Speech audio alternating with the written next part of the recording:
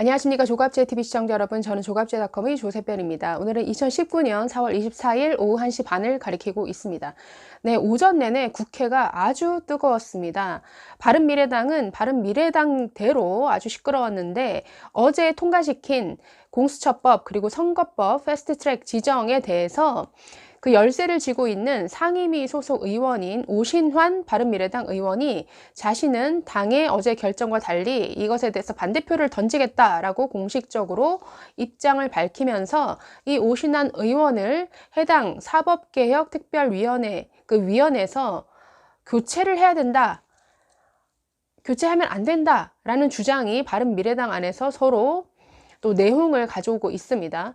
또 이와 더불어서 자유한국당은 어제 철야 투쟁을 했는데 오신환 의원의 이런 발언 그리고 바른미래당의 지도부가 이 오신환 의원을 위원회에서 교체하겠다라고 하자 이것은 국회법 위반이다 라고 하면서 국회의장인 문희상 국회의장을 찾아갔습니다. 찾아가서 이것을 막아달라, 이것은 국회법 위반이다 라고 항의하는 과정에서 서로 고성이 오가고 그 가운데서 이 문희상 의원이 자유한국당 소속 여성 의원에게 굉장히 부적절한 신체 접촉을, 즉 성희롱에 가까운 신체 접촉을 두세 차례 이상 했다. 이것은 굉장히 여성 의원에게 모멸감을 준 것이다. 신고하겠다라는 이러한 지금 논란까지 불거진 상태입니다.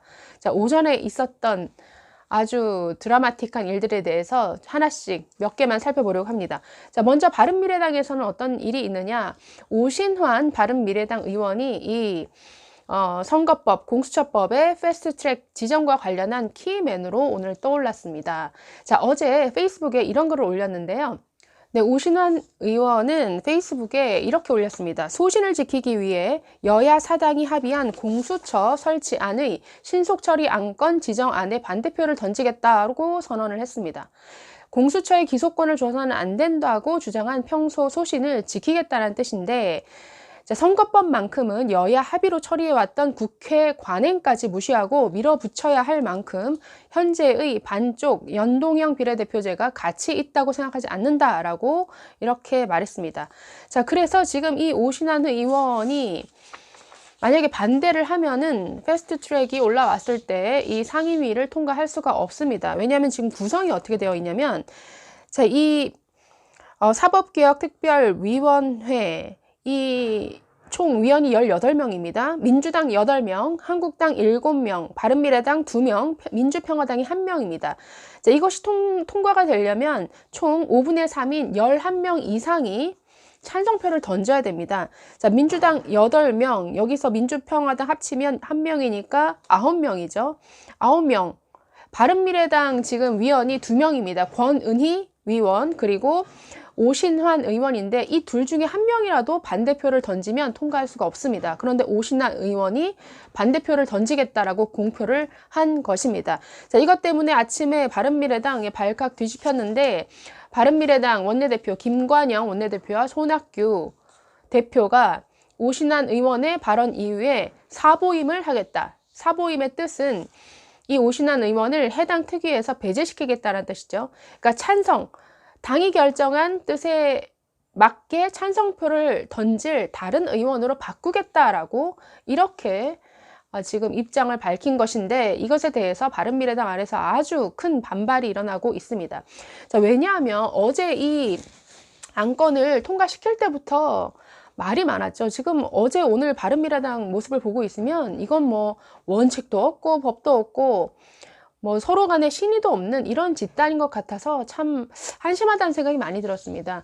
원래 이런 일들은 의원의 3분의 2 이상의 찬성이 있어야 당론으로 채택해서 진행할 수 있는 것인데 아무런 뭐 원칙도 없이 갑자기 과반으로 통과시키겠다고 했고 또 그 과정에서 이현주 의원을 이것을 위해서 당원권을 정지하는 이런 꼼수도 있었죠. 그렇기 때문에 도대체 이 손학규 그리고 이 김관영 바른미래당의 지도부가 뭔가 정말 민주당과 서로 주고받은 뭔가 뒷거래가 있었던 것은 아닌가라고 하는 이런 시선이 있습니다.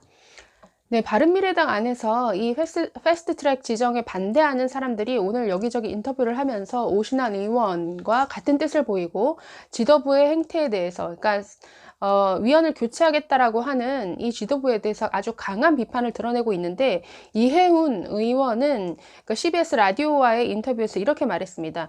그러니까 어제 그 표결에 들어가기 전에 이렇게 정했다라는 거죠. 첫 번째, 이 표결에서 정해지는 것은 당론이 될 수 없다. 당론이 아니다. 두 번째는 당론이 아니기 때문에 누구도 강제할 수 없다.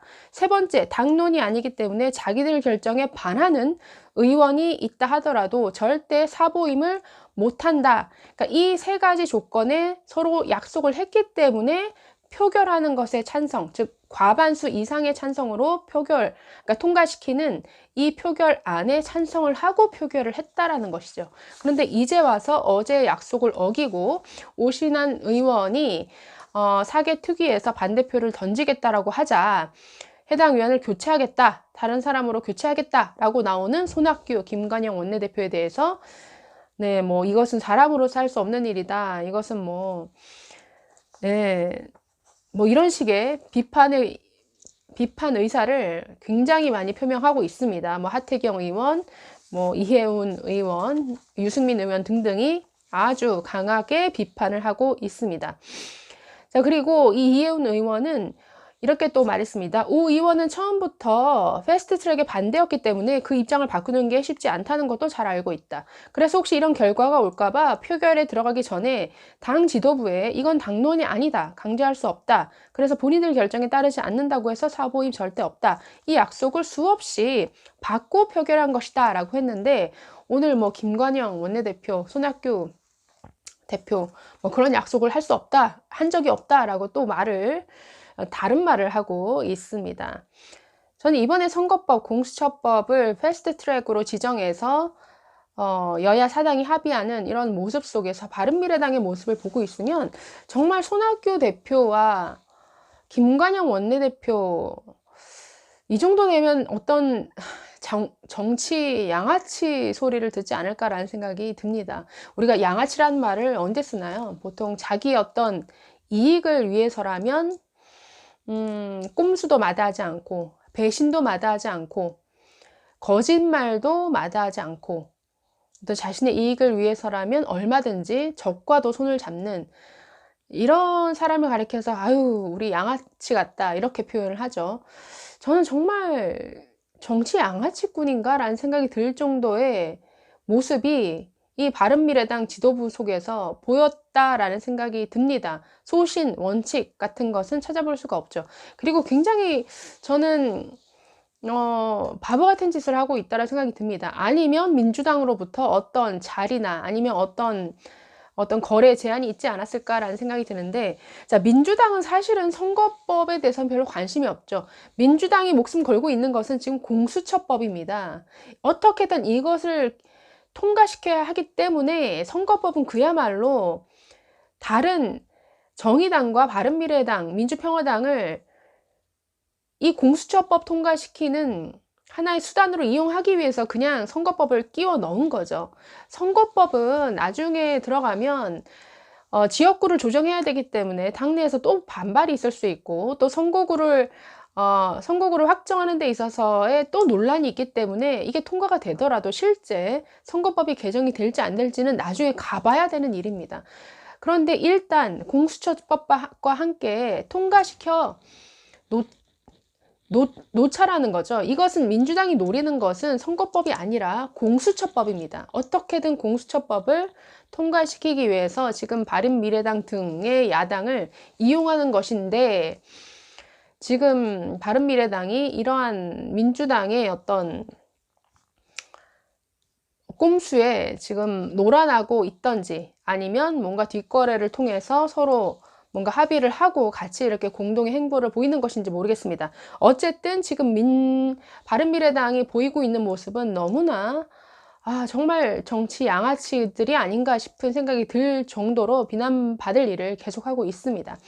근데 또 이 과정에서 나경원 의원은 또 이런 발언도 했습니다. 김관영 원내대표가 민주당에 갈 수도 있다고 말했다 라고 말했는데, 이렇게 얘기를 했네요.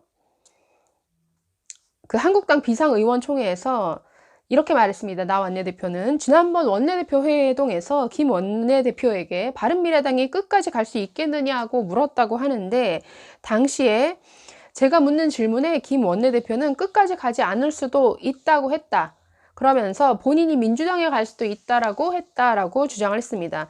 그러면서 이것이 여야 사당의 선거제 공수처 패스트트랙 합의라고 할 수 있을까라며 범여권 세력의 야합이 마치 대한민국 국민 다수의 의견인 것처럼 선동하고 있다라고 이렇게 비난을 했습니다. 이에 대해서 김 원내대표는 아주 강력하게 반발을 했죠. 원내대표로서 도가 지나친 발언이다 라고 하면서 패스트트랙은 나의 소신이다. 특히 선거제 개혁은 민주당에 있었으면 이런 생각을 못했을 수도 있는데 소수당이 되어 보니까 더 느꼈다. 내가 나중에 민주당으로 갈 수도 한국당으로 갈 수도 있지만 소수 세력의 득표율만큼은 국회 세력으로 인정해 줘야 된다라고 말했다라고 하면서 그런 얘기가 아니었다라고 이렇게 반발을 했는데, 글쎄요, 진위는 모르죠. 그러나 지금 김관영 원내대표가 민주당이 원하는 방향대로 지금 움직이고 있고, 그 움직이는 과정에서 뭔가 절차도 법도 어떤 신의도 무시한 이런 행동을 계속하고 있다는 것은 틀림없는 사실인 것 같습니다. 자, 그래서 바른미래당 안에서 지금 이런 내분, 오신환, 이 키를 쥐고 있는 오신환 의원을 그 사법개혁특별위원회에서 위원으로 배제할 건지 다른 사람으로 교체할 것인지 어떻게 될지 모르겠습니다. 그러나 교체를 하면은 이것은 국회법 위반의 소지가 있고, 왜냐하면 국회법에는 해당 사람 그 위원이 질병으로 인해서 교체를 요구한다든지 하는 경우가 아니면 그 임기 안에 함부로 물러나게끔 할 수 없다라고 되어 있습니다. 그렇기 때문에 이것은 국회법 위반 소지가 있지 않은가라는 문제 제기가 또 있기 때문에, 교체를 하면 하는 대로 바른미래당은 더 내분으로 치달을 것 같고, 또 법 위반 소지도 있을 것 같습니다. 오신환 의원이 계속 살아남을지, 그래서 이 패스트트랙 통과를 막을 수 있을지 지켜봐야 될 것 같습니다. 그 외에 문희상 국회의장 방문 과정에서 대체 어떤 일이 있었느냐, 무슨 일이 벌어졌느냐는 다음 영상에서 또 말씀드리도록 하겠습니다. 네, 감사합니다.